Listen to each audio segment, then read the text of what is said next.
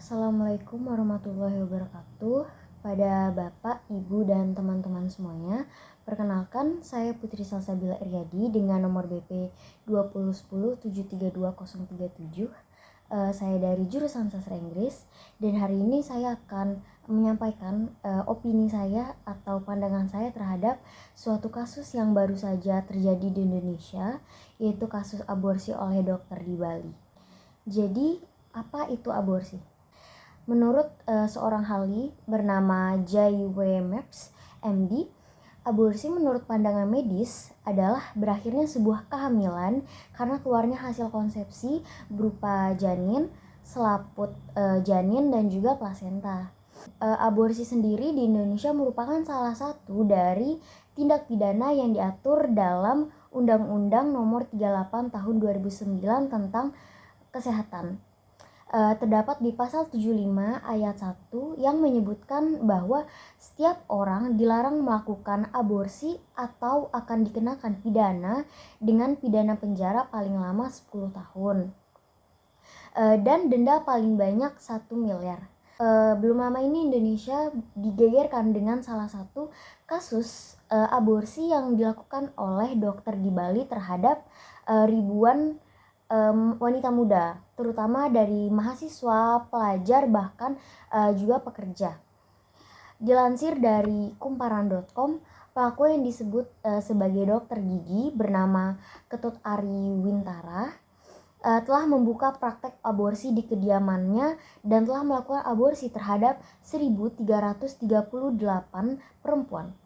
Walaupun dikenal sebagai dokter gigi, namun Ketut ternyata tidak memiliki atau tidak terdaftar dalam Ikatan Dokter Indonesia atau IDI, dan ia pun tidak mendapat izin untuk melakukan praktek aborsi ataupun praktek gigi. Kasus ini awalnya terungkap karena ditemukannya promosi yang dipasang oleh Ketut untuk praktek aborsinya. Sampai akhirnya rumah Ketut digebrak oleh polisi saat ia sedang melakukan praktek aborsi terhadap salah satu wanita muda berusia 21 tahun. Adapun dampak dari aborsi sendiri itu berupa dampak negatif dan dampak positif, terutama terhadap sang ibu. Menurut salah satu ahli yaitu Abolsem Poreza, PhD, dan Aziz Batebi, MD, aborsi dikenal sebagai penyebab utama kematian ibu. Komplikasi yang menggancang jiwa seperti pendarahan, demam, dan infeksi, serta gangguan psikologis seperti perasaan menyesal, rasa bersalah, merokok, dan juga alkoholisme, perilaku merusak diri sendiri, dan bahkan bunuh diri. Adapun dampak baik dari aborsi berdasarkan penelitian dari Post-Abortion Psychological Adjustment are measures of increased risk, yang menunjukkan bahwa tanggapan emosional terhadap aborsi yang diinduksi secara legal sebagian besar positif. Penelitian ini juga menunjukkan bahwa masalah emosional akibat aborsi jarang terjadi dan lebih jarang dibandingkan setelah melahirkan. Sebenarnya kasus aborsi sendiri menurut pendapat saya lebih banyak memberikan dampak yang negatif daripada yang positif, terutama adalah ketika kita menarik atau mengambil kesempatan hidup dari seorang bayi atau janin yang bahkan belum mempunyai kesempatan untuk lahir ke dunia.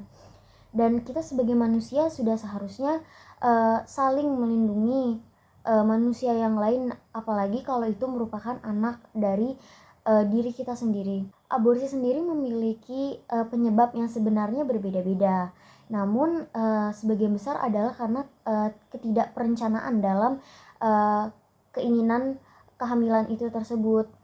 Bisa dari tuntutan suami, atau dari tuntutan pasangan, atau dari tuntutan orang tua yang tidak menginginkan bayi tersebut, sehingga memberikan dampak psikologis dan tekanan terhadap seorang ibu. Sudah seharusnya kita sebagai manusia memikirkan konsekuensi yang akan terjadi apabila kita mengambil sebuah keputusan atau melakukan sebuah hal yang sekiranya malah merugikan manusia lain. Ada hal yang bisa kita lakukan untuk mencegah terjadinya aborsi dalam lingkungan masyarakat Indonesia.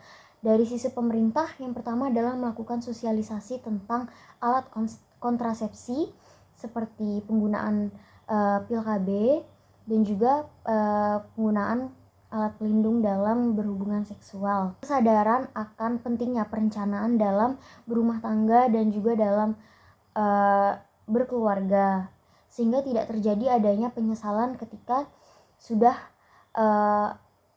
terjadi adanya kehamilan tersebut. Kita akan lebih banyak konsistensi dalam undang-undang aborsi dan juga ketegasan bahwa sesungguhnya aborsi itu adalah hal yang sangat dicekam. Sekian penyampaian opini dari saya terhadap kasus aborsi yang terjadi di Indonesia. Mohon maaf apabila ada kekurangan. Terima kasih. Wassalamualaikum warahmatullahi wabarakatuh.